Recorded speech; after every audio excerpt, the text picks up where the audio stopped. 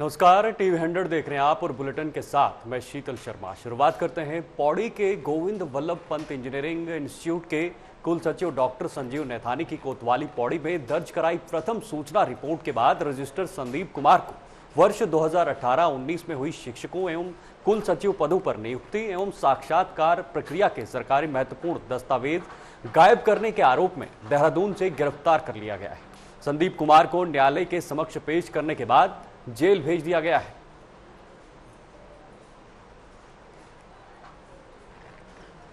तो आपको बता दें, रजिस्ट्रार संदीप कुमार को गिरफ्तार किया गया है। जरूरी कागज गायब करने का आरोप इन पर लगा हुआ था। आपको बता दें, 2018-19 में शिक्षकों की जो नियुक्ति हुई थी उसके मामले में इनकी गिरफ्तारी हुई है।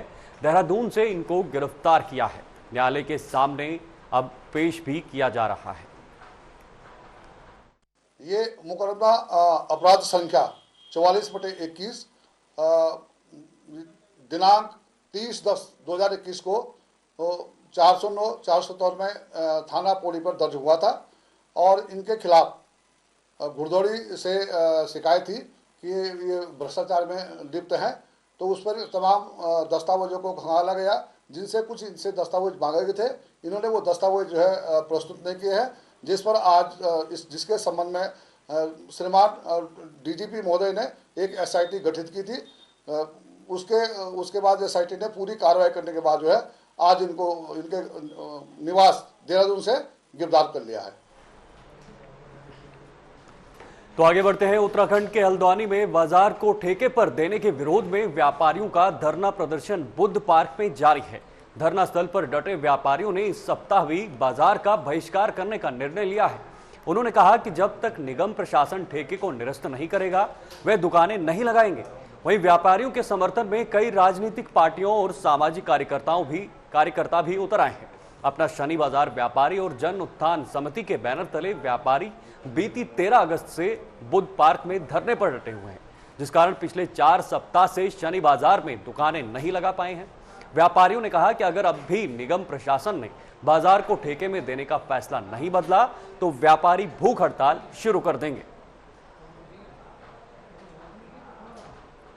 शनि बाजार ठेकेदारों का देने का जो मामला है वो सामने आया है। व्यापारियों का धरना प्रदर्शन इसमें जो है वो जारी है। ये हल्द्वानी उत्तराखंड की तस्वीरें हैं, जहां पर व्यापारियों ने भूख हड़ताल की धमकी जो है वो दी है। इनके समर्थन में राजनीतिक पार्टियां भी उतर चुकी हैं। 13 अगस्त से बुद्ध पार्क में सभी व्यापारी डटे हुए हैं और प्रदर्शन अपनी मांगों को लेकर जो है वो प्रदर्शन कर रहे हैं। देखो, मैं पहले ये बताऊं, मैं राष्ट्रीय एकता का सम्मानित शायर हूं और टेलीविज़न वगैरह पे और रेडियो वगैरह पे मेरी शायरी आती है और मैं इस लाइन से मशहूर हूं हिंदुस्तान के अंदर कि मैं दबे कुचले लोगों के लिए शायरी करता हूं। और आपने जैसे बताया कि कोई समर्थन नहीं हो रहा, देखो कमज़ोर के साथ तो बड़े लोग कहाँ से आ जाएंगे। वे कमज़ोर के साथ अगर बड़े लोग आएंगे तो समर्थन खुद ब खुद हो जाएगा। वे कमज़ोर के साथ मजबूत लोग आते नहीं हैं, तो इसलिए आवाज़ उनकी दबके रह जाती है। अब चंद सामाजिक लोग आ जाते हैं। अब ये समझ लीजिए 7-7 रुपये का कोई पीस बेचेगा वहाँ पे, तो 10-12 अगर पीस उसके बिक गए तो भाई 300 रुपये 250 रुपये कहाँ से उठा लेगा वो। अगर शाम तक बारिश हो गई तो कहाँ से उसकी बारिश में कहाँ से पैसा आएगा उसके, बताओ जी। नगर निगम तो यहाँ तक उतरा हुआ है कि हमारा जो ये पंडाल लगा हुआ है, हम यहाँ पर आने के बाद में हमने जो है यहाँ पर धरने में हम बैठे, दूसरे दिन को हमारी जो है यहाँ लाइट काट दी और हम अंधेरे में रहे, मगर हम यहाँ से हट के नहीं गए। फिर उसके बाद में जो है हमने जो है कहा, सुमित हरदे जी हमारे जो विधायक हैं उनसे हमने कहा कि साहब हमारी लाइट भी काट दी। तो उन्होंने जो है 8,000 रुपये लगा करके जो हमें यहाँ लाइट मिली है, मैं आपको बताऊँ।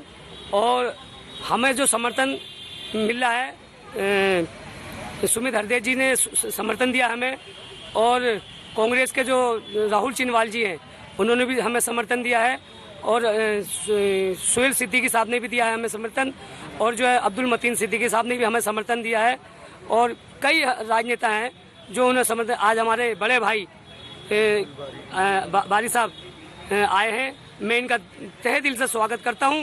देखिए, मैं एक सामाजिक कार्यकर्ता हूं और 10-15 दिन से बाहर था, मुझे मालूम हुआ ये 1.25 महीने से ये लोग धरना प्रदर्शन में बैठे हैं नगर निगम के ठगे के विरोध में। इनकी 20 रुपये की पर्ची कटती थी, जो अब 200 रुपये की पर्ची नगर निगम काटने के लिए तैयारी में बैठा है। तो ये चीज़ हम होने नहीं देंगे। तो जैसे मुझे मालूम हुआ है तो मैं आज फ़ौरन इन लोगों के पास आया हूँ अपना समर्थन करने, और इनके साथ कंधे से कंधा मिलाकर मैं तैयार हूँ, खड़ा कर हूँ। जहाँ इनको मेरी ज़रूरत पड़ेगी, मुझे हाई कोर्ट सुप्रीम कोर्ट जाने ही पड़ेगा, तो मैं इन लोगों के साथ जाने के लिए तैयार हूँ। और नगर निगम के लिए हम पूरा जवाब देंगे। और ये जो नगर निगम ने गुंडागर्दी दिखा रखी है ना, ये गुंडागर्दी बर्दाश्त नहीं करी जाएगी।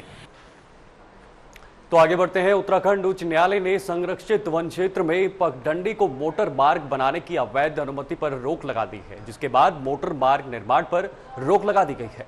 न्यायालय ने आरोपी बिल्डर उपेंद्र जिंदल और सरकारी अधिकारी पूनम सहित निजी प्रतिवादियों को नोटिस जारी किया है। नैनीताल शहर के पास पंगोट में बुदला कोट के ग्राम प्रधान ललित चंद्र आर्य ने उत्तराखंड राज्य और अन्य के खिलाफ उच्च न्यायालय में जनहित याचिका दायर की थी, जिसमें उन्होंने कहा था कि उपेंद्र जिंदल नाम के एक बिल्डर ने आरक्षित वन क्षेत्र में मोटर रोड का निर्माण कर दिया है। ग्रामीणों ने साल 2013 में ग्राम पैदल मार्ग के लिए आवेदन किया था। वन विभाग ने गांव के पैदल मार्ग का निर्माण की ग्राम प्रधान के हस्ताक्षरों वाला एक नक्शा दिया है, जिसमें आरोपी उपेंद्र जिंदल ने साल 2013 में पूनम से जमीन खरीदी है। न्यायालय ने कहा है कि जेसीबी समेत अन्य मशीन इस आरक्षित वन क्षेत्र में इस्तेमाल नहीं होगी।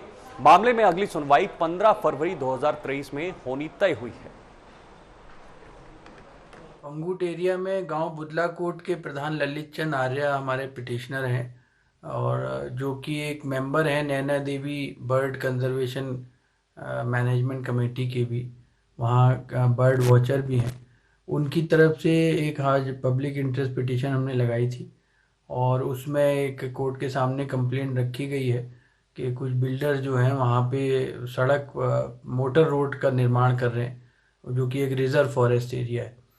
तो जो ये एक बर्ड कॉरिडोर है, और वहाँ पे बर्ड्स के लिए एक रिजर्व भी बनाया गया है। ऐसे में हैवी जेसीबी मशीन लगाना या जो जंगल का रास्ता है उसको काट के एक मोटर रोड बनाना अपने आप में एक अपराध है। चलिए तो अगली खबर का रुख करते हैं। आपको बता दें, खबर जो है उत्तराखंड में डेंगू का प्रकोप दिनों दिन बढ़ता जा रहा है। देहरादून में पिछले 24 घंटे में डेंगू के 13 मरीज सामने आए हैं। वहीं प्रदेश भर में 300 से ज्यादा मरीज सामने आए हैं। हरिद्वार, देहरादून, पौड़ी के साथ नैनीताल में भी सबसे ज्यादा डेंगू के मरीज सामने आ रहे हैं। वहीं डेंगू की रोकथाम के लिए नगर निगम देहरादून द्वारा इसे एक बड़े अभियान के तौर पर लिया जा रहा है। नगर के मेयर सुनील उनियाल गामा ने कहा कि सभी वार्ड में सफाई अभियान चलाया जा रहा है, साथ ही फॉगिंग और कीटनाशक दवाओं का छिड़काव भी किया जा रहा है। उन्होंने कहा कि नगर निगम की तरफ से स्थानीय जनता से अपील की जा रही है कि वे भी इस भयावह स्थिति में नगर निगम का सहयोग करें। निगम जो है उससे फॉगिंग कर रहा है, और आज मैंने सभी अधिकारियों को बुलाया है, क्योंकि बरसात जो है समाप्ति की ओर है। अभी तापमान जो है हमारा बहुत ज़्यादा है, तो अभी 1-1.5 महीना ये समस्या रहेगी। इसलिए नगर निगम अपने स्तर पर, चाहे फॉगिंग हो, चाहे जहाँ पानी इकट्ठा होता हो, उसको लार्वा को नष्ट करने के लिए आज मैंने एक टीम बुलाई है, और उसको जो है हम इसको बड़े स्तर पर इसको अभियान को चलाकर देहरादून। ऐसी ही लेटेस्ट खबरों को जानने के लिए हमारे चैनल को लाइक करें, सब्सक्राइब करें तथा बेल आइकन पर प्रेस करना ना भूलें।